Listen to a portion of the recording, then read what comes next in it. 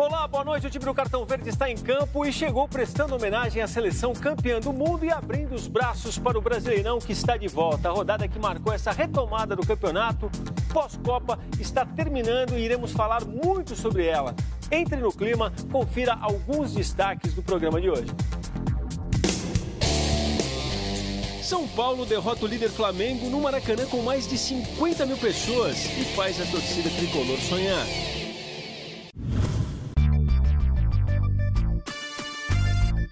Nem Rodriguinho, nem Romero. Foi o goleiro corintiano quem roubou a cena ontem em Itaquera, na vitória sobre o Botafogo.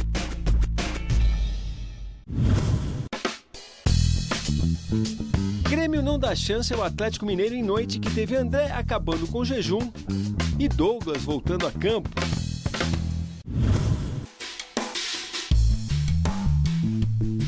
Clássico entre Santos e Palmeiras, apimentado pela queda de braço dos dois times pelo volante uruguaio Sanches, termina empatado.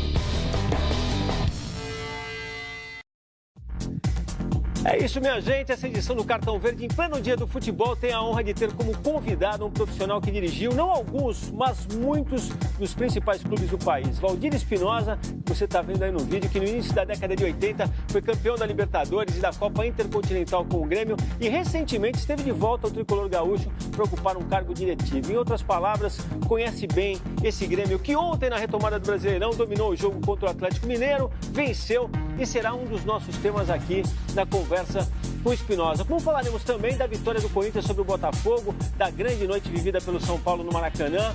Ontem foram 5 jogos, hoje mais 5, entre eles o clássico entre Santos e Palmeiras, que terminou empatado. E é por isso que, sem mais delongas, vou tocar a bola aqui para os nossos comentaristas, para o Roberto Rivelino, Vitor Pina, que você verá na sequência, e Celso Zelt. Muito boa noite a todos. Valdir, já te agradeci na chegada, te agradeço mais uma vez. Eu sei que precisa ter força de vontade para sair do Rio de Janeiro, vir aqui fazer uma visita pra gente. Mas gente boa demais. É, a gente sabe disso. A gente sabe. Gente boa. A gente convida por causa disso. Ó, a gente tem uma enquete aqui, eu vou aproveitar até a experiência do Espinosa. Já que a gente vai falar de Copa, a nossa enquete de hoje tem a ver com... É um tema desdobramento dela, na verdade. Até agora a CBF e o Tite não sacramentaram a permanência do treinador. Em um primeiro momento se falou em renovar até 2022, ter o ciclo inteiro, depois se ventilou a possibilidade de que a renovação fosse feita até a Copa América no ano que vem. E a nossa pergunta é, você acha que Tite deve renovar com a seleção? Sim ou não? Vote, façam seus comentários a respeito desse e de outros assuntos. Participem do programa, nosso Twitter, Jogo da Velha Cartão Verde. O que você me diz, Espinosa? Antes de mais nada, agradecer o convite que vocês me fizeram. Olha, foi convidar e eu já aqui estava. Um abraço a vocês e quero pedir licença a vocês três, para eu fazer minha homenagem a esse cara aqui. Que realmente eu sou fã desse cara. Nós estávamos conversando e eu digo, o primeiro jogador que eu descobri na minha vida, e eu não sabia que eu seria treinador, foi esse cara aqui. Estava eu jogando na base do Grêmio e vim assistir um jogo do Corinthians em São Paulo. E todo mundo falava, na preliminar joga um cara que é fantástico, fantástico. E fui assistir o jogo. Sentei lá no Pacaembu e esse cara começou a jogar. Eu olhei. Isso era 64, mais ou menos. Eu digo, quando eu tiver um filho, o nome desse, vai ser o nome desse cara, Rivelino. O filho nasceu em 69 e o nome de Rivelino. Depois de 70, tem 1 milhão de Rivelinos pelo mundo. Mas esse foi o primeiro. Pô, bacana isso, bacana. Então, claro que quase deu desquite. Né? Imagina, eu chego com a minha esposa, mandei fazer um copo, escrever o nome Rivelino, disse assim, tá aqui o nome do nosso filho. Ela disse, o quê? Nem pintado! Quase deu desquite. Mas ela depois aceitou e tal. Estão casados há 50 anos. Há 50 anos. E esse cara aqui, a partir daí, eu passei a ter... Deu sorte. Mais admiração, carinho por ele que... Obrigado pelo carinho. É uma figura realmente. A gente fez a pergunta dessa maneira, Espinosa, porque é o seguinte, se a gente perguntasse hoje se as pessoas, se elas querem que o Tite fique no comando da seleção, muito provavelmente a maioria iria dizer que sim. Por isso que a gente fez a pergunta dessa maneira, porque há outras coisas, o fato de ter que lidar com a CBF... A pergunta é do ponto de vista do Tite, é isso? Exatamente. Tá. De poder ser seduzido por um clube europeu, de repente. Eu acho o seguinte, o Tite fez um trabalho, enfim... cometeu erros, acertos. A preocupação maior nossa, o primeiro passo, não é ter o Tite na seleção ou outro treinador na seleção, mas mudarmos a filosofia. É o Tite que vai ser o treinador da seleção? É o treinador da seleção. Mas nós temos que ter mudanças no futebol brasileiro. Porque a seleção é reflexo do futebol brasileiro. Há quantos anos termina o Campeonato Brasileiro e todo mundo diz o seguinte: mas como foi fraco esse campeonato, tecnicamente, taticamente também. E passa ano e vem ano, e passa ano e vem ano, e vem Copa do Mundo. A última, então, foi, né? Não, temos que mudar. Sonhamos, até sonhos impossíveis. Temos que ser igual a Alemanha, com faculdades. E voltou esse sonho impossível. Você acha que isso é administrativo? Mais, Espinosa, passa pela questão de acertar o calendário com a Europa, por exemplo? Não, é simples. Fazendo as coisas simples. Fazer o Brasil voltar a ser o que ele era. O que hoje são os europeus. Porque os europeus de hoje somos nós de ontem. E nós somos os europeus de antes, que chutavam a bola para frente e tinham medo de jogar contra os brasileiros. Nós, e aqui tem um que pode até discordar de mim, nós não tínhamos medo de jogar contra ninguém. A gente jogava para desequilibrar o jogo. Hoje, os europeus jogam para desequilibrar o jogo e nós jogamos buscando equilíbrio. Temos que equilibrar, não pode. Quem sabe? Medo, nós temos medo.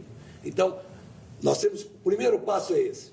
O treinador da seleção, seja ele quem for, ele tem que ser responsável pela seleção.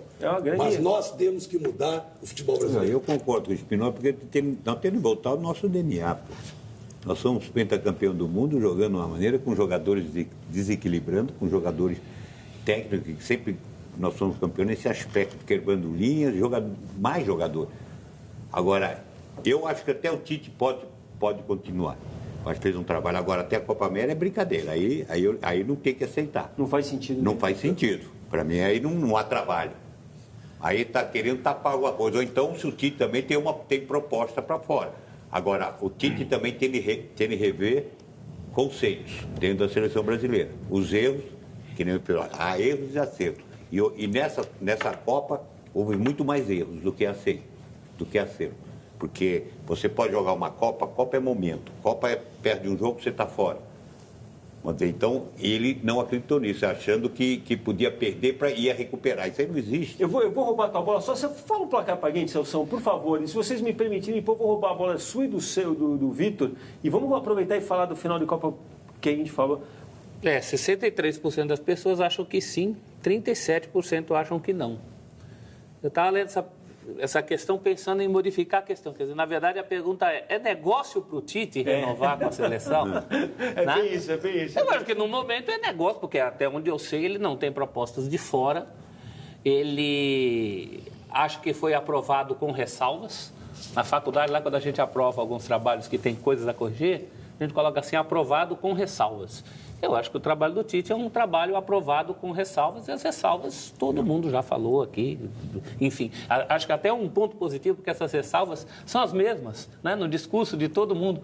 É a coisa da demora, é a coisa do corporativismo com alguns jogadores que ele abraça. Enfim, coisas que ele também, como pessoa inteligente que sabe, eu acho que é um trabalho aprovado com ressalvas. Bom, agora eu vou brigar com o Vitor Bene. A gente vai soltar os gols. Vou pedir para soltar já. A gente tem os gols da final da Copa. O Vitor, quando é um pouco antes de a gente chegar aqui...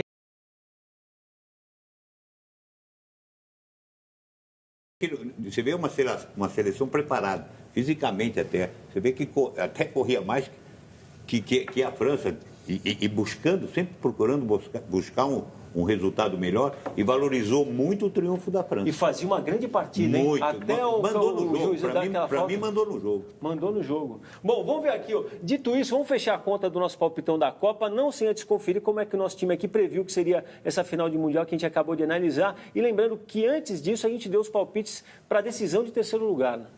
Bélgica, para mim é 2-1 Bélgica. Fala, Oscar. 2-1 Bélgica. Tu não não envenena. Terceiro lugar geralmente ganha quem se importa mais com uma disputa, né? Para a Bélgica é importante essa geração ficar na frente da outra geração que foi quarta. 2-0 Bélgica. 3-0. Vou 3-1 Bélgica e vou chamar. 3-1, Vladimir, mudei. A grande final, então, França e Croácia. meio-dia de domingo. Vamos nessa, Rivelino? É o desempate, hein? Eu vou adorar que a Croácia ganhe, mas é 2-1 França para mim. Agora você deu uma de Vitor Bino, né? Agora você deu uma de Vitor Bino, mas eu entendi. Mas eu acho que a França é superior, tecnicamente. Eu acho que a qualidade técnica, mas... Por favor, Oscar Ulisses, uma dose de sobriedade nos palpites. Eu sei que você não 3-1 França. 3-1 França? 2-0 França. Faltou você, Celso Zonzi? 2-1, mesmo resultado da semi de 98. 2-1 para a França. Então, Tá para me ser seguindo, diferente, hein? para ganhar ou Você põe perder o 2 a 1. bolão de vez da Copa, acabar com o palpitão, eu fico com 2-1 para a Croácia. Bom, na verdade, era o que eu pensava, ó, não é brincadeira, hein?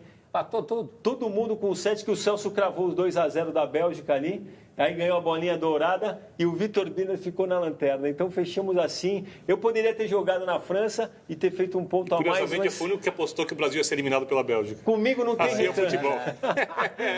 Comigo não tem retranca. Bom, ó, e a gente vem aí, até para dar conta, a gente retomou o Campeonato Brasileiro, a gente vai vir aí com mais uma dose do que a gente costuma rotular de curiosidade, mas pode chamar, sem medo de errar, de conhecimento que fica a cargo do nosso Celso Zonzi.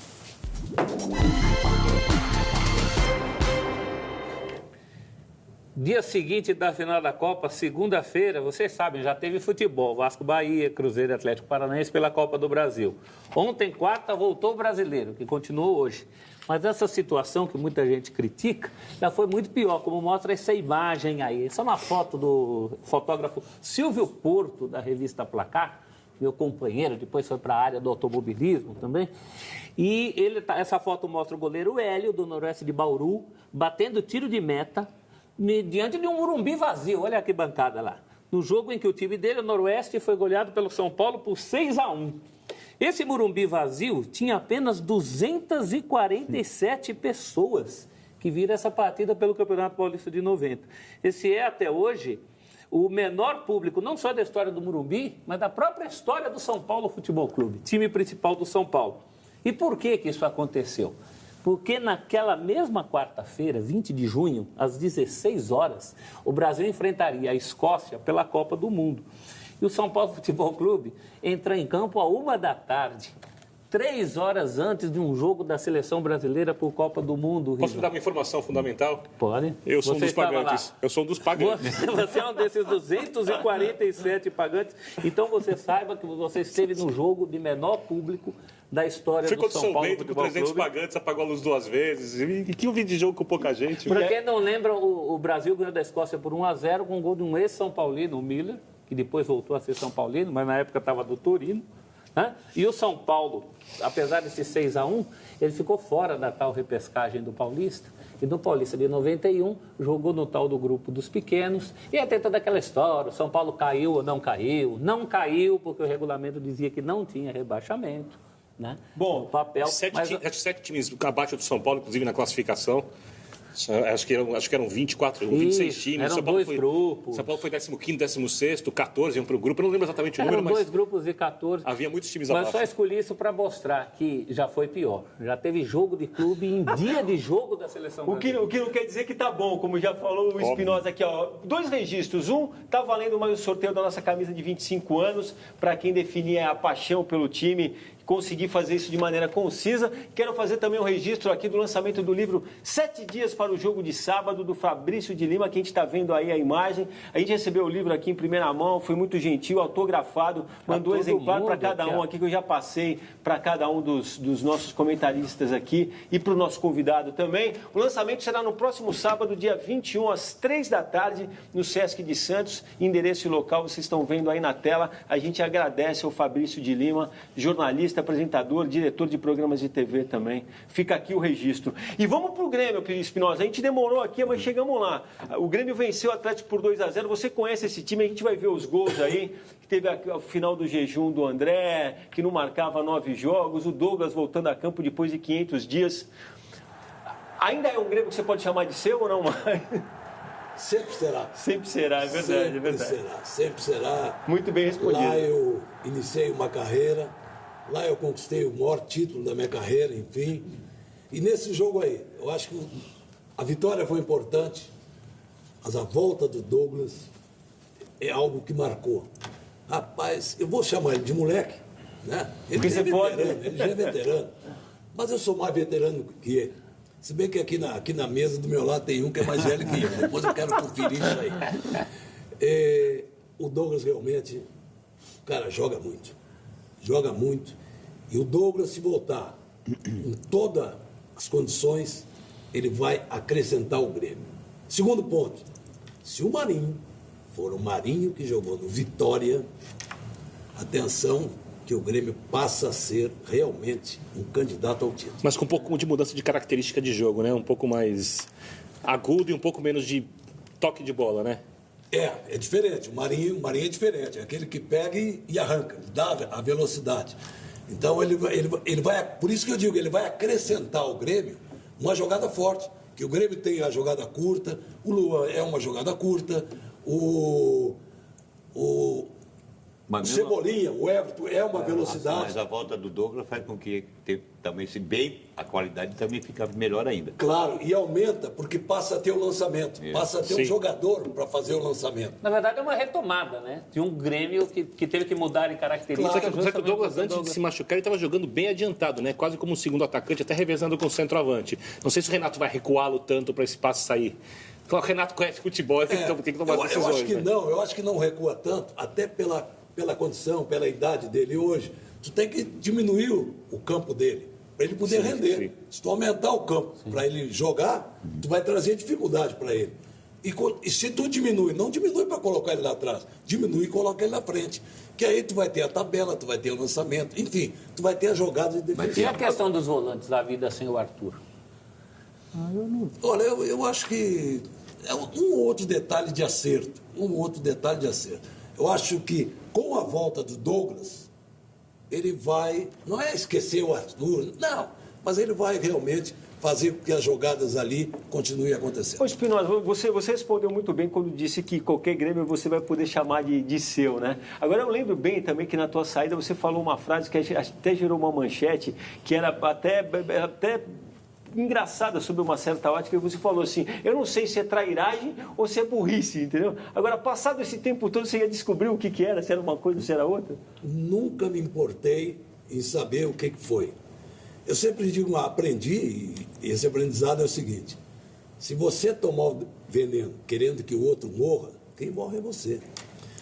Eu tenho 70 anos, vou fazer 71, 50 de casado, sou jovem, atenção, filma aqui direito, aqui pra mim.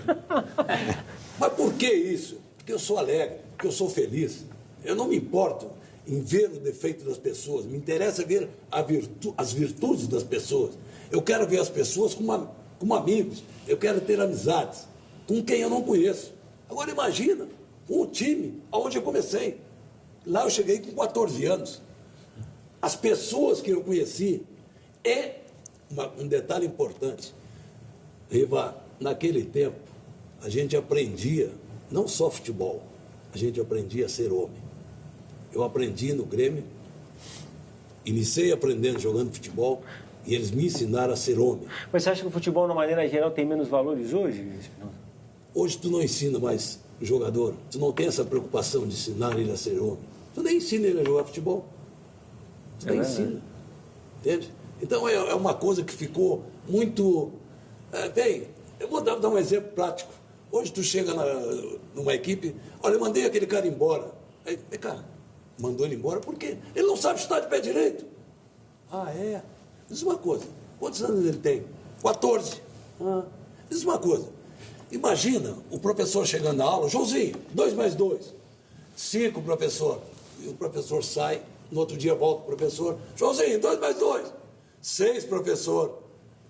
Aí o professor disse, mas esse Joãozinho é muito burro, isso aí vai ser burro, nunca mais. Mas vem cá, chegou a dizer para o Joãozinho que 2 mais 2 é 4? Não. E como é que tu queria que ele soubesse então? É a mesma coisa do futebol. Tu ensinou ele a chutar com a direita? Não. E como é que tu queria que com 12, 13, 14 anos ele aprendesse isso? Então são essas as coisas realmente que eu vejo de mudança de futebol. Então, hoje, tu tem que ensinar realmente o jogador a ser homem. Ao ensinar ele a ser homem, ele vai aprender... Bem formado. A valorizar a camisa que ele veste. Ele vai aprender a respeitar o seu torcedor. ele vai aprender muita coisa e ele vai crescer. Vitor Bina, quer citar os tuiteiros, hein? Cumprimentando aqui o anjo da guarda, né, para abrir aqui os tuiteiros, o Alessandro Gomes, o Celso sempre bom ter com a gente. Sempre bom. O Celso Júnior disse que Todos os lugares. o Tite deveria ficar, mas vai ter que mudar um pouco as atitudes. O Paulo Pacheco disse que foi a primeira Copa dele, não teve tanto tempo, pode aprender sim. Pode Espinosa estar falando sobre isso. Afinal, o equívoco é parte de uma construção de aprendizado em qualquer coisa na vida. O Silvio exalta a atuação do São Paulo. O Cláudio Laus fala sobre a importância do amor do time. O Carlos Roberto diz que ser flamenguista é uma honra, amor pelo Flamengo será eterno. Feliz dia de futebol. Parabéns a todos pelo programa, Vladir. E eu continuaria, já que você fez essa exposição sobre a formação dos jogadores, Espinosa. Por exemplo, o Rivelino aqui, ele não aguentou muito essa parte de dirigente. Eu não sei se é uma questão de projeto de vida ou paciência mesmo. Você continua com essa... O que você projeta para você? Você entende onde eu estou querendo chegar? Eu entendo. Eu não cheguei a essa resposta ainda. As duas coisas me interessam. É aquela coisa de mão na massa, de formação de grupo, em qualquer que seja a função, não é uma coisa minha, isolada. É uma participação junto com uma equipe para a busca do sucesso. Então, hoje eu não sei dizer assim, eu sou treinador. Não, eu sou. As duas coisas, eu me vejo em condições de trazer algo de positivo. Mas, Valdir, mas os valores hoje são outros, é diferente. A busca é outra. Esse interesse de melhorar, às vezes não existe. Às vezes você vê as pessoas que querem comandar o futebol, não é para a melhora do futebol, um presidente do clube briga para ser um presidente do clube, mas mais interesse pessoal. Então, os valores mudaram muito. Então, por isso que o futebol chega a esse nível cada vez que passa ao nível mais baixo, tecnicamente, e cada vez existe uma preocupação. A gente vê os times da Europa num nível lá, e o futebol lá e o nosso futebol aqui bem abaixo. Infelizmente, é uma realidade que a gente está convivendo dia a dia. Você vê os times totalmente quebrados, então vem qualquer um que vem e leva. Hoje estão saindo com 17 anos. Molecada saindo com 17 anos, não tem nada. Aqui nem você falou honrar a camisa, como não dá nem tempo para chegar a ter uma referência. Hoje no futebol brasileiro não temos referência. Qual é a referência que nós temos dentro do futebol brasileiro? Essa é uma outra questão, né? Que virou um certo dogma. O Vitor também pode falar disso, porque você lê, por exemplo, sobre o futebol da Bélgica, o centro de futebol que eles fizeram, como a Alemanha já tinha feito em Frankfurt também, e sempre se parte do princípio que você tem que fazer uma padronização e os times desde a base têm que jogar do mesmo jeito. Tem, Valdir? Porque me parece uma coisa que, na verdade, me engessa de uma certa forma. Ele joga mesmo, fazer o nosso DNA. Aí sim, aí eu concordo. Nossa maneira de jogar o jogo, deixar o garoto fazer o que a gente faz. Porque hoje o moleque não pode driblar. Todo mundo reclama. Se pode driblar, não, você não pode driblar. É o nosso DNA, sempre foi. E nós estamos perdendo isso. Numa seleção brasileira, não você escolhe os melhores, você às vezes só tem um que faz isso. É muito pouco. É uma soma de várias coisas, né? Eu acho que a categoria de base está com muito título sub, Copa do Brasil sub não sei o quê. Sub hoje tem sub. Brasileiro sub não sei o quê. Categoria de base é para formar, não é para ganhar. Essa é uma boa questão. Esse é um ponto. Um ponto. Outro ponto dessa coisa do A partir de que idade seria, Celso? Eu acho que é a idade que a criança já tem a noção... Que não seja mais 16 anos de idade. Eu acho que até uns 15 anos de idade, o futebol tem que ser lúdico. Porque quem entra em campo já entra para competir. O garoto entra para acertar o passe, para tomar a bola, para fazer o cabeceio, para fazer o gol, para tentar o drible.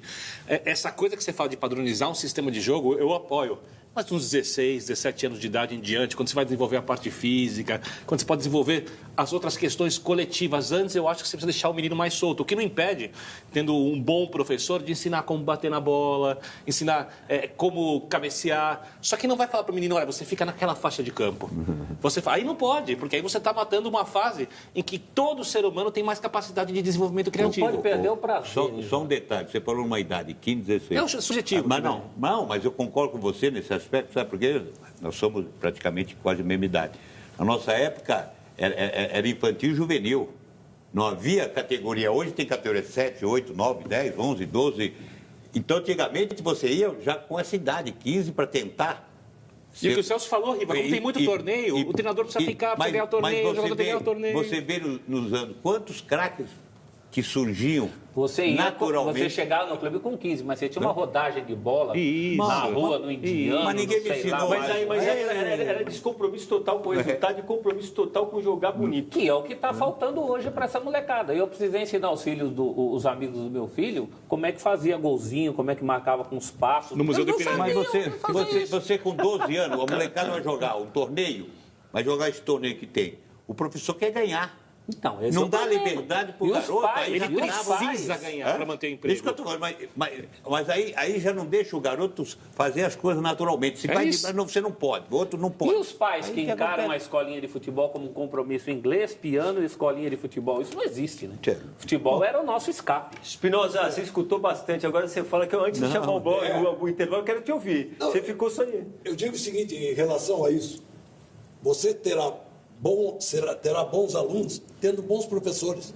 Se o professor for ruim, claro que existe a exceção, mas fatalmente o aluno vai ser ruim. Agora, você tem que ensinar. O que é a primeira coisa? Saber que, por exemplo, dá um exemplo. O setor de intermediária é intermediária. É o setor de criação. Aqui é o setor de defesa e aqui o de ataque. Setor de criação significa o quê? Jogador de habilidade. Pois nesse setor de criação, o que a gente bota? Marcador, brucutu. Então nós estamos contrariando uma coisa, A lógica. a lógica do futebol. Aí no ataque, que é da definição, nós colocamos armador. Então a gente bota um armador na ponta, que arma, que tal. Nós estamos contrariando tudo isso. Então, é essa coisa. Primeiro nós temos que entender o que é futebol. Como era o nosso futebol. E aí sim.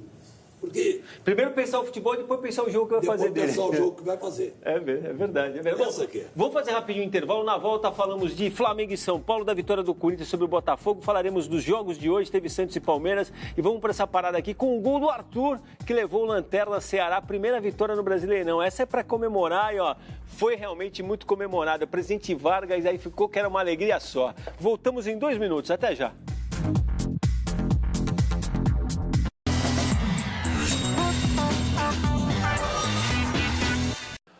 Cartão Verde está de volta e vai agora desnudar mais um pouco da história desse grande camisa 10, nosso companheiro de programa, Roberto Rivelino. Ou seja, vem aí mais um capítulo do Acervo do Rivo.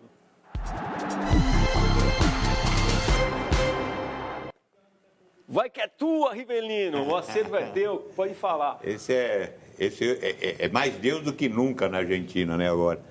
Diego Armando Maradona, ele tem realmente um carinho muito grande por mim, uma admiração.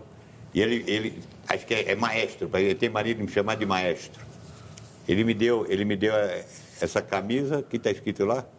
Para mim, maestro Ah lá, de toda a para minha mim, vida. de toda a minha vida. El más grande, Riva, te quiero. É um carinho. E eu também, e na oportunidade, não foi programado. Eu fui fazer um programa que ele fazia no Rio, né? Na outra Copa de 2014. E eu também levei uma camisa, uma retrô minha, né? E dei a ele e ele me presenteou com essa camisa. Eu realmente eu tenho esse quadro guardado E você lá. sabe que não foi por acaso, aquilo não é uma dedicatória, é uma declaração de amor, mas né? ele- Ele é diferente, mas eu separei isso porque ele continua fazendo o mesmo programa e eu não sei se você viu, muita gente deve ter visto e quem não viu depois do programa pode procurar na internet. Ele agora, acho que num dos últimos programas que ele fez na Copa agora da Rússia, ele foi questionado sobre a seleção de 70 e falou de uma maneira belíssima, não sei se vocês tiveram a oportunidade de acompanhar, uma sobriedade realmente muito grande e falou, claro, do Rivelino, que é sempre a figura que ele sempre lembra. É muito legal ver isso. É muito. E para mim, pô, sabendo do que representou, o que representa aqui, o que fez dentro de campo, realmente um dos grandes, um dos bons. E eu acho que o futebol argentino, assim como o uruguaio, são duas grandes escolas, né, Espinosa? Eu gostei muito na Copa de ver uma figura como o Oscar Tabares, que a gente sabe que depois de parar de jogar, professor primário, de certa forma parece que ele conseguiu realmente emprestar uma certa... Eu não sei se elegância é a palavra, mas ele conseguiu, na verdade, colocar na seleção uruguaia um pouco daquilo que parece filosofia dele. Por exemplo, ver o Uruguai passar pelo que passou diante da França e não apelar, né, ter um certo equilíbrio. Isso me pareceu tudo muito fruto de alguém que acredita na educação. Hein? E que ama a sua profissão e coloca o amor como fator principal para que você atinja o sucesso. E é um cara que eu acho que ele tem que ser respeitado e admirado. E foi muito bacana que todo mundo admirou a ele. E a figura dele mesmo, com toda a dificuldade que tem tido para trabalhar, se manter lá. E agora se fala, é verdade ou não, Vitor Bena, o sucessor do Oscar Tabares pode vir a ser o técnico do São Paulo É um dos atual mais aqui? cotados. É um dos mais cotados. Só uma informação, Isso é Maradona... caro, hein? Isso é caro para São Paulino, hein? Os caras saem de São Paulo geralmente para seleções da Europa, seleções importantes. O Maradona hoje é presidente do Dinamo Brest, foi empossado há 3 dias, 6º colocado da Liga Bielorrussa de Futebol, depois de ser técnico do Al-Fujairah, dos Emirados Árabes, Riva. Mas uma coisa, o cara pra colocar o Maradona de presidente do técnico vale porque a gente está falando aqui e falaram no mundo inteiro. Mas o cara é maluco, né? O Maradona não é exatamente o gestor. O Maradona é o artista, é o cara que encanta, é outra coisa, não é o cara Eu te administrador. pergunto, se ele não fosse maluco, ia ter alguma graça. Não ia ter graça nenhuma. O Maradona é gênio. A respeito do Aguirre, eu tive com o Lugano no programa, e ele falou que há um acerto com o Aguirre, e até dezembro ele fica no São Paulo. Independente do que aparecer. Independente, ele falou que ele tem um acerto com o Aguirre, que até dezembro, só se acontecer alguma coisa, mandar embora o Aguirre. Não vão. Não, assim, teoricamente mandar, eu acho que é possível. Hoje a gente vê o time de São Paulo, é um time. Por falar realmente. nisso, vimos lá, Maracanã foi palco realmente um dos jogos mais aguardados nessa retomada do Brasileirão, com direito a um ótimo público. No duelo com o Rubro Negro, o São Paulo venceu 1-0. Dá para dizer que viveu seu grande momento nessa temporada. Foi ou não foi, Vitor Bena? Um dos. Cantar. Né, eu acho que a vitória... Não, como importância, assim, acho que foi né? Assim, né? Voltando da Copa do Mundo, aproveitando alguns equívocos do Flamengo. Aqui não tem cobertura. Por exemplo, nesse lance, você não pode ter esse espaço todo e ninguém atrás. Não tempo que demora para chegar uma cobertura, mas isso é uma questão de ajuste do Mas Flamengo. tem um componente do Rojas ali que conseguiu fazer a fumaça. Jogador do Tajeres, alguém que estava na Argentina, né? Foi técnico do São Lourenço, viu o Rojas jogar, falou: tragam ele para o São Paulo. Jogador do Tajeres, time que não tem mais tanta força que antigamente. O Paquetá mandando a bola na travessão. Aí o Sidão saindo mal, acontece bastante, né? O Sidão, antes que as pessoas peguem no pé dele, ele é idolatrado pela... Pode existir gol mais São Paulino do que um gol marcado de peixinho, Vitor Bena? É uma boa, o gol da inauguração do Morumbi, Mas né? agora que contra o esporte. Ele não comemorar, eu acho isso. Eu também. Gol é para comemorar. Né? Ele estava sendo vaiado o tempo todo, meu. Tem que mais comemorar com os companheiros. Olha o Sidão que você falou, essa não dava para escolher para espalmar, né? Por Essa quê, não. Vitor? Por quê? Então, o elenco ama o Sidão. O elenco ama o Sidão. E por isso o Sidão é capitão. O Sidão não é capitão porque ele é um grande jogador. Agora eu pergunto para o Espinosa. Espinosa, quando o elenco ama alguém, não é para preservar esse cara? Rapaz, o que eu tenho? Eu tenho que responder? Você arruma a confusão aí e me bota. Não, eu estou falando isso. Deixa eu te dar um contexto. Talvez você, no dia de hoje, apesar do São Paulo ter vivido tudo que viveu no Maracanã, pelo menos aqui, na crônica em São Paulo, na verdade, questionou de todas as formas o Sidão como titular do gol do São Paulo. É por isso que eu fiz. Aí vem o Vitor Bena e me fala que o cara é amado por todo o elenco do São Paulo. Eu falo, como é que você tira do time um cara como esse? Não, dependendo, tendo o amor dos companheiros, realmente é importante. Mas não é tudo. Não pode ser Ao só nível isso. que está o São Paulo crescendo, tem que melhorar. A união desse time. Olha a união desse time. Eu gostei de ouvir o O time não está falando. jogando assim, está jogando por acertos do técnico, boa campanha do Nenê no começo. Ontem, por exemplo, o Everton e o Rojas fizeram um grande jogo, o Hudson foi um monstro, o Arboleda ganhou muitas bolas por cima. Mas esse é um time muito unido, que é uma coisa que faltava no São Paulo há bastante tempo. E o técnico tem essa capacidade de identificar isso, e se ele não coloca o Jean ou o Lucas Perry, caso eles estejam treinando melhor que o Sidão, essa é uma outra questão, é exatamente por isso.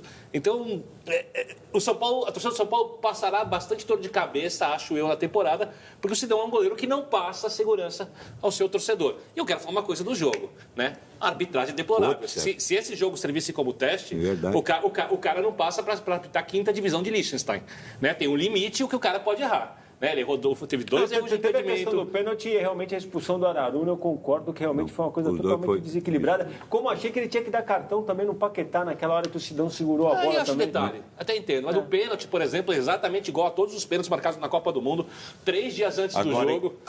Agora o cartão do Hélio foi merecido. Ele Bobeou. foi muito Bobo, inocente. cartão Um negócio absurdo. Deu mole. 2 vezes. Ele parece que ele queria tomar um cartão. Que o tira Impressionante, do que jogo, inocente. que o tira Tirou do jogo clássico. contra Assim como o Sidão, também está discutindo o Sidão não joga o clássico. sim. O Sidão tomou o amarelo, né? Eu não sei como é que o Tem Jean clássico parece que com não o Corinthians tem no sábado. O Jean tomou um pisão no tornozelo hoje, saiu no final do treino com o pé machucado, é dúvida.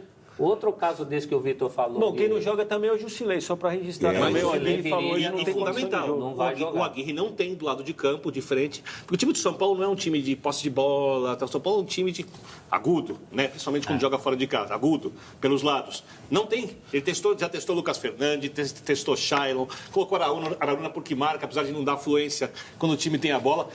Está suspenso também. Ele não tem substituto para o Everton. Muitos problemas. Ele vai ter que inventar alguma coisa. Bota o Edmar adiante do Reinaldo. Ele vai ter que inventar alguma coisa. Outro ex-patinho feio amado também é o Reinaldo, Pedro Elim. Ô Celso, um detalhe só, a importância dessa vitória. Realmente, São Paulo fez com que o campeonato ficasse mais interessante. Porque se ganha Flamengo, o negócio de disparar, começa Abria a disparar. muitos pontos, né? Começa um time O que São Paulo começa a joga com desesperar. uma alma uruguaia Não, hoje em não dia. estou falando, mas eu acho que essa também, esse detalhe importante, que fica mais motivado, fica mais interessante o Campeonato Brasileiro. Eu gostei que o Espinosa concordou com a análise do Vitor no que diz respeito ao time ser unido, né? Exatamente. Eu vejo o seguinte, tu não vê a beleza do toque do jogo, mas tu vê a beleza do empenho. O comprometimento de um com o outro. Tu vê o Nenê, é um jogador técnico, de habilidade. E tu vê o Nenê marcando, correndo. O Diego Souza. Há quanto tempo o Diego Souza não corria assim? Não corria assim, exatamente. Então isso chama atenção. Aliás, eu digo uma coisa que é muito importante.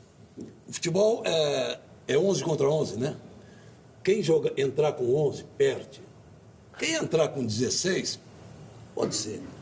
Futebol, tu tem que entrar com 22, aí tu ganha. Mas como é que tu vai entrar com 22? É sendo um e mais um. Porque ninguém sabe a força que tem. Ninguém sabe o seu limite. Se você for 1 e mais 1, você não terá 11, você terá 22 dentro de campo. Pelo menos 1,5, né? 1,5 já são... 1,5 já ajuda. Já ajuda. 1,5 é empate. Ainda mais se mas o outro 2 entrar com é 11. vitória. Quando o São Paulo empatou com o Rosário Central no Arrodito, antes de eliminar o time aqui, eu não lembro qual jogador do Central falou. Não parecia que estavam jogando contra uma equipe brasileira. Parecia que era uma equipe uruguaia. Criticando. Não, mas Não em tom de elogio. tem dois detalhes. Não sei se o Espinosa viu esse jogo. Na verdade, em alguns momentos, o São Paulo tentou até ser esse São Paulo plástico e bonito. Sim. Né? Adiantou a marcação lá no primeiro Não, e tempo. teve uma jogada muito bem tramada, uma troca de passes bonita, que quase redundou em gol. sabe- Na verdade, ficou impreciso na hora dos contra-ataques. Daí Sim, apareceu. faltou. O Diego Souza correu, mas na hora de fazer a jogada, sabe- ser uma jogada e fatal, sabe não que conseguiu. eu acho muito importante disso tudo também, Espinosa, é a confiança. O resultado vem, a confiança começa E uma esse confiança. tipo de jogo é para... E a confiança encaixou, de repente encaixa. Acreditar no trabalho. Estou acreditando no Aguirre, no trabalho do Aguirre. Isso aí também, esse lado também é importante, o jogador, vai correr mais porque sabe, eu vou correr mais porque eu sei que vai dar resultado. Eu acho que isso não é correr. Antigamente que corria ninguém, tudo desordenado, não era um time, e na obrigação, você começa a ter obrigação, começa a querer buscar.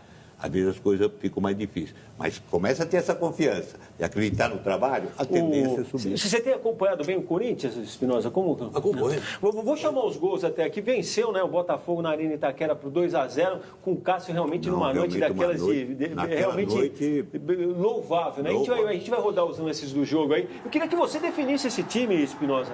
Falasse.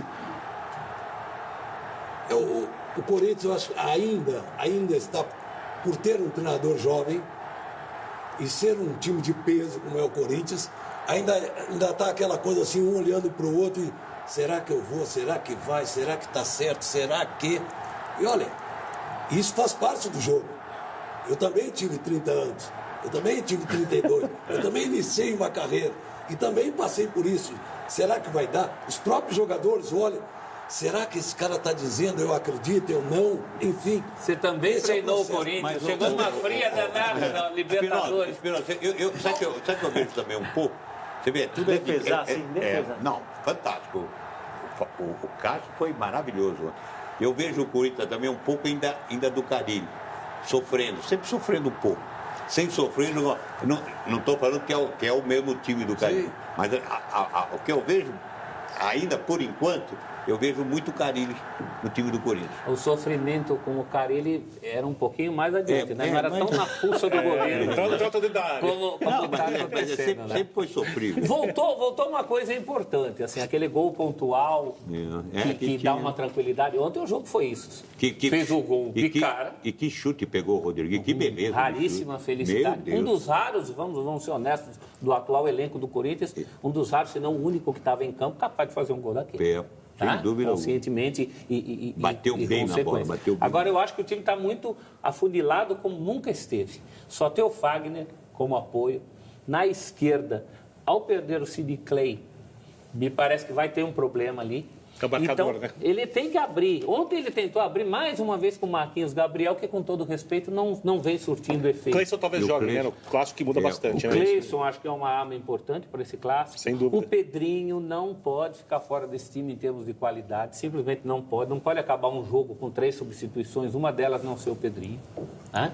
Então tem muita coisa para se a acertar ausência aí. do Pedrinho. Bom, eu vou chamar mais um intervalo aqui. Na volta a gente tem o nosso palpitão do Brasileirão. Vamos falar do clássico encerrado agora há pouco entre Santos e Palmeiras. Daremos os outros resultados de hoje. E para completar os jogos de ontem, faltou falar do Vitória, que fez 1-0 no Paraná, jogando no Barradão. O gol foi marcado pelo André Lima e nos servirá de passaporte para esse intervalo. Controle-se com o controle remoto na mão e até já.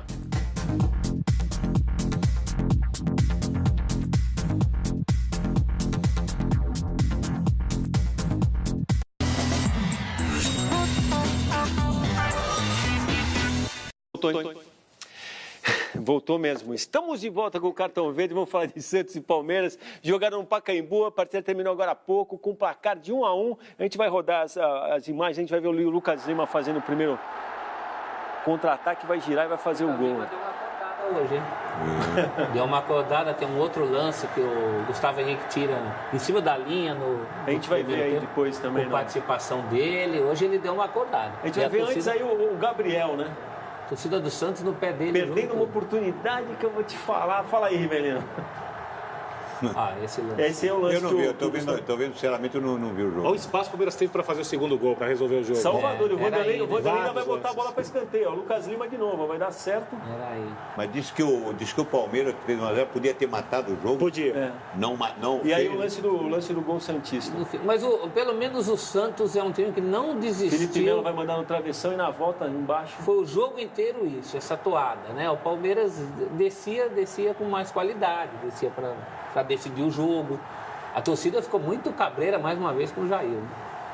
Não, mas a situação, na verdade, estava tendo um jogo aí, a gente vai ver os outros resultados depois. Houve um momento que o Bahia estava ganhando e o Santos perdendo do Palmeiras estava indo para a zona de rebaixamento. Embora não nos esqueçamos que Tem um o jogo Santos a tem um menos. jogo a menos com o Vasco, né? O Santos e o Vasco têm um jogo a cumprir.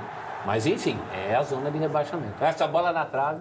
Tem no gente, último lance do tem gente que Arthur. bota uma fé em Brian Ruiz. Você acha que as contratações que o Santos fez vão mudar um pouco o panorama? O Brian Ruiz eu não sei porque era um jogador em declínio. O Sanches vai dar personalidade ao meio de campo. É um jogador com história, com o que o Balsa chamava de hierarquia. O Celso tanto adora isso daqui. É um jogador que tem bastante disso. Agora, o time precisa se encontrar, porque o Santos é um time que, se ele se propõe a marcar atrás, ele é vulnerável. Se ele se propõe a atacar, ele não é tão perigoso e ele é muito vulnerável. Eu acho que isso foi uma fragilidade aqui, mas é difícil porque em outras temporadas, a passada, por exemplo, o Santos mostrava essa fragilidade e no final acabou fazendo uma campanha de Libertadores. Mas era com o Dorival Júnior que trabalhou muito posse de bola. Quando começa a ter um pouco de jogo em direção ao gol com a posse de bola, o time começa a andar. Esse não tem esse trabalho. Esse não tem, é outro tipo de jogo e não vejo muito como evoluir. E tinha jogadores que estavam em um momento muito bom no time do Santos. Cresceram. Bruno Henrique não está, né? Hoje tem jogadores, em termos ofensivos, que não estão jogando muito pouco. O Gabigol não está aparecendo, não consegue jogar. Desde que voltou, não consegue jogar. E é de um cara de quem se espera muito, né? Na verdade, é o final. Bom, além de Santos e Palmeiras, a outra metade dessa 13ª rodada do Brasileirão foi disputada hoje. Teve Atlético Paranaense Internacional, que terminou com um placar de 2-2. E a gente vai conferir também o placar dos outros 3 jogos disputados um pouco mais cedo. O Cruzeiro fez 3-1 no América, chegou lá perto do G6. O segundo jogo é o que eu estava falando. O Bahia passou boa parte do jogo na frente, no marcador. A Chapecoense conseguiu empatar. E Vasco e Fluminense que ficaram no 1-1. Eles empatou no finalzinho. Até a parte do jogo que eu vi, o Vasco estava bem melhor. Bem melhor? Bem melhor. Tem mais time, inclusive, não tem um grande time, mas tem mais time que o Fluminense. Eu acho que o Marcelo muda muito o jeito do Abel jogar, né? O Abel lá com seus 3 zagueiros, um pouquinho mais conservador, o Marcelo com uma linha de 4 atrás, não é um time tão firme assim. Vai ter a zaga com o Digão e o Gol um pouco veterana, na frente o time não é tão veterano, e vai para o Marcelo conseguir encaixar tudo isso ali, vai dar uma dor de cabeça. Se eu fosse torcedor do Fluminense, eu sei que o Valdir gosta do Fluminense, eu estaria bem preocupado. Gosta e conhece o Fluminense. E o Fluminense passa por problemas financeiros e tal, então isso traz uma não podia perder o Douglas para o Corinthians, por exemplo, volante, que é bom jogador, por exemplo. Não podia, é um excelente jogador. E eu acho que o Gilberto não jogou hoje, né? Não. Pois é, e é um jogador muito ofensivo. Por isso que até o Abel jogava com os 3 zagueiros, para dar essa liberdade para o Gilberto. E o Gilberto acrescentava com essa liberdade. Então, vamos ver. Só avisar que eu fiquei concentrado no jogo do Santos e Palmeiras e fiquei no relance ali no Vasco, porque sabia que ia ver o programa ter algum argumento para explicar. Você é um mágico, Vitor Bene. Você é aquele que acha que vê 2 jogos ao mesmo tempo, você acaba não vendo nenhum. Eu concordo com você. Eu concordo com você. Mas às vezes é inevitável. É a mesma coisa que hoje é moda jogador jogar em várias posições. Na nossa época, assim, que posição você joga? Joga na meia, ponta, então você não joga. Não joga nada. Quem joga em todas não joga nenhuma, Rivés. Vou falar uma coisa pra você. Vou cobrar os twitters do Vitor já, mas antes, olha ele aí de volta, o palpitão do Brasileirão. Já a gente vai recordar o placar, mas na quinta passada a gente já deixou aí nossos palpites sobre esse Flamengo e São Paulo de ontem. Palpites precisos, não sei se é o caso. A ver. 13ª rodada, São Paulo e Flamengo, Maracanã, 9h45 da noite. Quer começar também, Ivan? Vou 2-0 Flamengo. 1-1. 1-1? 2-1 Flamengo. 2-1 São Paulo. Falou com o coração, Vitor Bene, agora. Tô sentindo. Eu vou no 1-1. E eu vou entregar que daí o Vitor Biner chega aqui e fala, quando eu dei o palpite, falaram que eu votei com o coração. Sabia que o São Paulo ia ganhar. Racional o palpite. Bom, tô amargando uma lanterna danado aí, a gente segue aí, ó. Com o Celso Zelt na ponta, seguindo Tô o liderando? Não. Tá liderando, é bom recordar. Nível técnico baixíssimo desse campeonato. Você já fez uma análise ali? Eu vou chamar a arte do jogo. Vou chamar a arte do jogo ali, então, pra gente ver, ó. Rodada 14, sábado, 9 da noite. São Paulo e Corinthians. Não é mais o líder, então? Não, pra gente poder variar um pouco, né? Vai que alguém desgarra. Gostei da ideia. Foi sua sugestão, inclusive. Foi. Você lembra que o Corinthians estava disparado na frente? Bom, aproveita que você chamou a bola e vota, vai. Putz, aqui, viu? Ou quer tocar a bola pro Espinosa? Espinosa, vota aí. Espinosa, por favor. 1-1. 1-1. 1-1? É o meu palpite também. É o seu palpite também? É. Você fez uma análise agora há pouco de quem joga, quem não joga, que São Paulo tem um desfalque do... Então, mas Do isso... Sidão, Mas do Jusilei, do Everton. eu vou falar então, 0-0, vou botar. 0-0? 0-0. não é um... Eu vou votar com o coração do Vitor Biner. Vou falar que o São Paulo ganha de 2-1. Mas os meus palpites, eu estava aqui pensando entre 1-1 ou 0-0. Porque o São Paulo perde muito sem o Everton pelo lado. E se o Rojas não aguentar o jogo inteiro, ele não tem como fazer o mesmo tipo de partida. Em compensação, o Corinthians está muito mal na marcação da jogada aérea e o São Paulo tem essa jogada aérea muito forte na Sendo frente. assim o placar, né? Sendo assim, eu ia no 1-1, depois pensei no 0-0. Eu quero destoar de vocês. Prefiro perder ou ganhar sozinho. Eu vou no 1-0 São Paulo. São Paulo. Agora você entendeu porque no palpitão da Copa eu falei, ó, o Vitor Biner, ele fez uma coisa e olha pro lado e fica pro outro. Pelo que ele explicou tudo, eu pensei, ele vai faltar 1-0 o Corinthians, né? Quer fazer alguma pergunta em nome de tuiteiros aí? Eu quero citar muitos tuiteiros aqui, porque tem muita gente, o Iolo, o André Braga, o Thiago Moia, Luiz Sayeg, Sabrina Fernandes, João Primo, tem muita gente elogiando o Valdir Espinosa, o Cristiano Pierobon elogia o programa, fala que o Cartão Verde é um programa raiz, o Vitorino Paulo, o Celso Jimenez, o Antônio Marcos, fala sobre o amor dele com o Flamengo, o Marcelo Silva cumprimenta, tamo junto, o Marcelo falou assim, segue o líder, ele é flamenguista, obviamente, tem toda a razão para falar. O Paulo Silva faz elogio ao Dunga, né? O André Braga fala para o Tite ficar, o Alexandre Roncador diz que o trabalho a curto prazo foi bem e ao longo prazo 2022 o resultado será muito melhor. Deixa o Tite trabalhar, Valdir.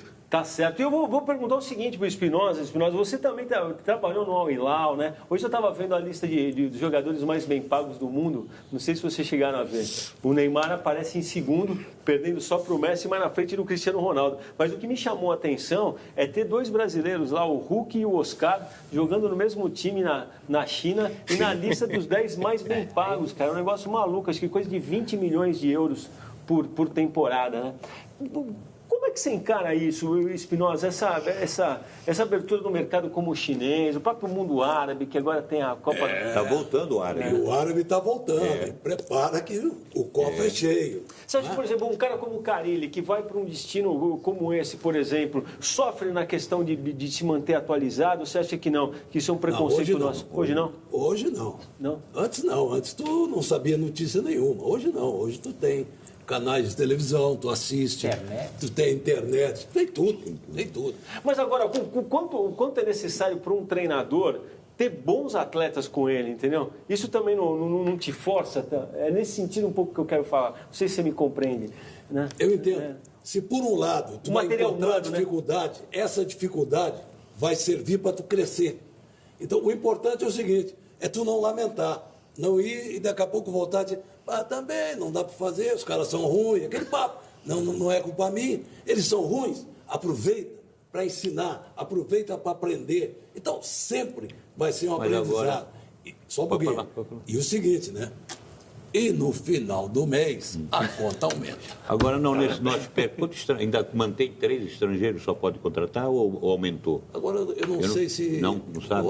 Eu acho que aumentou, se não me engano, ia aumentar. Se não me engano, acho que ia aumentar. Ia aumentar. Ia aumentar, não sei, antigamente podiam jogar 3. Podia inscrever nesse plano novo aí, não sei se mudou, mas a ideia original era inscrever até 8. O ministro dos esportes do país está vindo contratar jogador.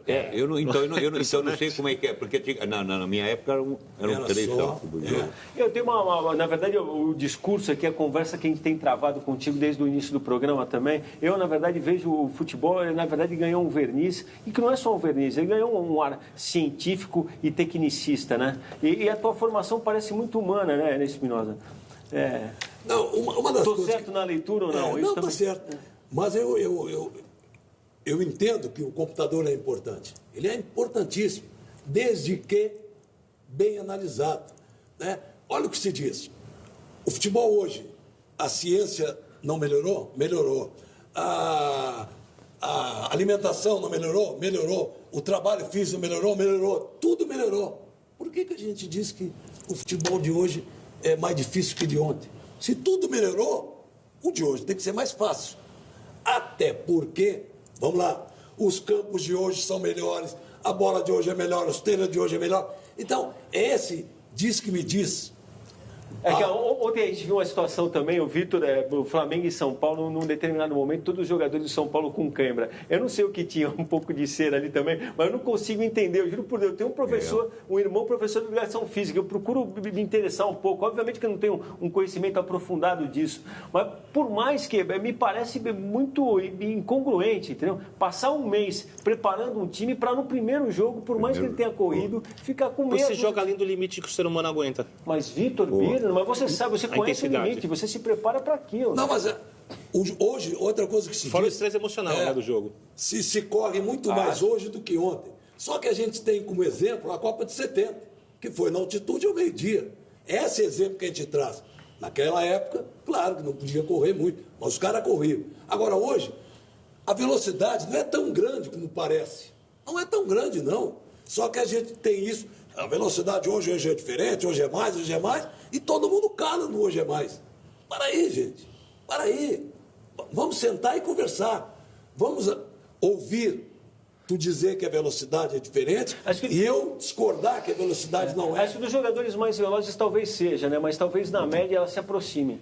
Ela se aproxima. Hoje, e pela maneira de jogar, como eles jogam mais, diminui o campo, então o campo fica menor. Então... o que o jogador corre mais quilômetros por jogo, né? Não, mas hoje tem aquele negócio. Você pegava o Dirceuzinho nosso lá, o que ele corria. Pode dizer, eu não sei, porque antigamente não tem esses dados que você tem hoje, ele treina. Sabe qual é o dado que tinha? A balança.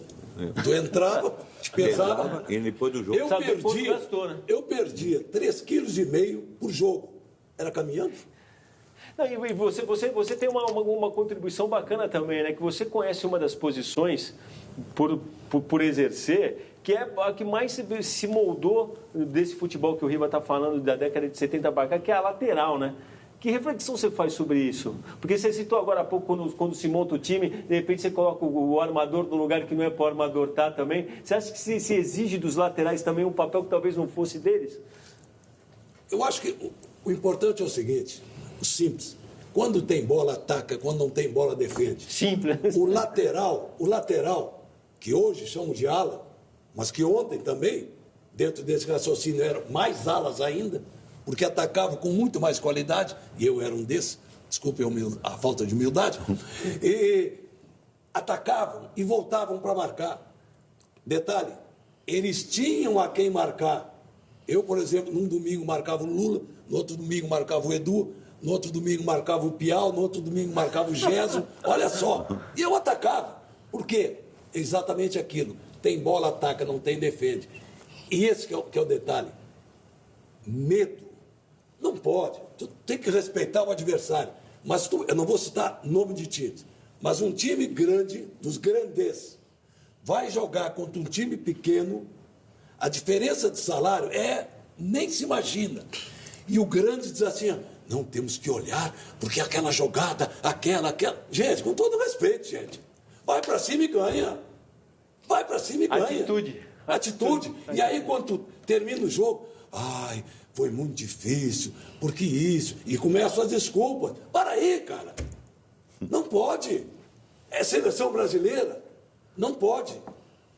Tem que mostrar... Nós só respeitávamos a Argentina e o Uruguai, que a gente dizia, vamos ver.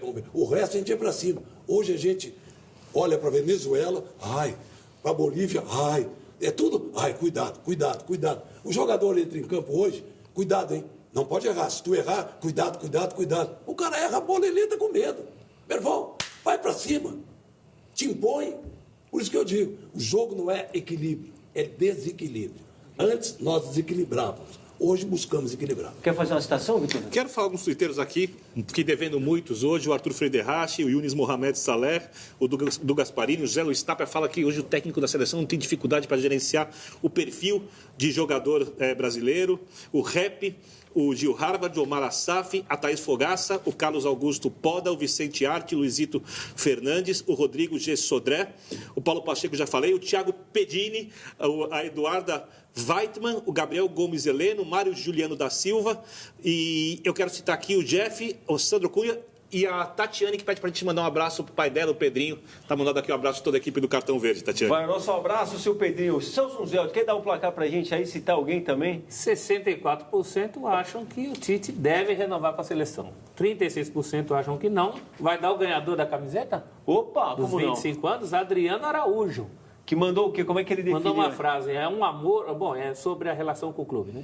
É um amor com muitas alegrias, mágoas, incertezas e um grande sonho. Viver uma lua de mel nos Emirados Árabes Unidos, depois de um mochilão pela América.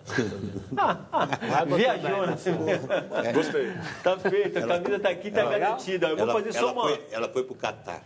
Eu vou fazer só não me interessa. um registro aqui, que na verdade veio um pouco tardiamente, porque eu deixei passar na hora que a gente falou do palpitão, mas a gente falou desde o programa passado que a gente tem deixado a arte dos jogos do palpite lá no nosso Facebook e no Twitter para as pessoas poderem palpitar também. Então, a Alessandra Previato, o Pedrão Neto, Davi Lopes, Antônio Muniz, Vinícius Ramos, o Cristiano Lemes e o Denis Carvalho acertaram o time vencedor lá no palpite do Flamengo e São Paulo. E o Fábio Gonçalves cravou 1-0 São Paulo.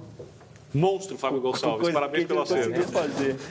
Valdir, estamos chegando no final. O que faltou a gente falar? Eu gostei dessa coisa da formação, eu gosto dessa questão. A gente costuma até discutir muito aqui. Outro dia acabou um programa, mas a gente estava falando disso, que eu acho que o técnico hoje em dia, a gente pouco repara nisso, mas ele tem uma dificuldade, porque chega uma hora que a formação intelectual do jogador também impede, talvez, de implementar certas ideias, entendeu? E acho que é uma coisa que pouco se fala, entendeu? Eu acho o seguinte, nós temos que voltar a discutir futebol. O espaço existe. Então nós temos que discutir. E abrir o espaço não é que, não, tu é ultrapassado. Não, tu é jovem. Não! É do jovem que vai trazer algumas coisas boas e é o ultrapassado que vai trazer experiências boas. Ontem tem muita coisa ruim que não serve para mais nada. Assim como hoje, tem muita coisa que é errada. Agora, tem muita coisa boa de ontem que, se juntarmos com as coisas boas de hoje, vamos fazer com que a gente melhore. E que precisa resgate mesmo, resgate é bom. Fala, Vitor. O meu sonho era que a CBF contratasse 10 árbitros da Premier League. Ó, vou te falar, ia ajudar um bocado. Ia ajudar um bocado. E vem Deixa mais o jogo por aí, correr. né? Até que a rodada na média, Tá todo mundo louco. a gente não consegue acompanhar tudo, né? O Vitor veio aqui e defendeu essa coisa do São Paulo. Não sei dos outros jogos. Você viu alguma outra barbaridade em algum outro jogo? Só para ir destaque quem está chegando no final? Não. Ainda bem, então. Ainda Um bem. equívoco aqui, outro acolá, é normal. Quando o juiz erra 5, 6 vezes no jogo, a gente pega um pouco mais no pé. Todos somos falhos. Roberto Rivelino, aquele abraço, muito obrigado. Espinosa, muito obrigado mais uma vez. Se vocês viram, camisa verde, já vesti a camisa. Me chame mais. Chamaremos. Valeu, São Valeu. Suzel. Vitor Ernesto Bini. A gente se despede com imagens dessa rodada que trouxe o Brasileirão de volta. Vamos juntos para o segundo tempo dessa temporada 2018. Muito obrigado pela companhia. Cartão Verde volta na próxima quinta, 10h30 da noite. Juízo, torcida brasileira. Aquele abraço.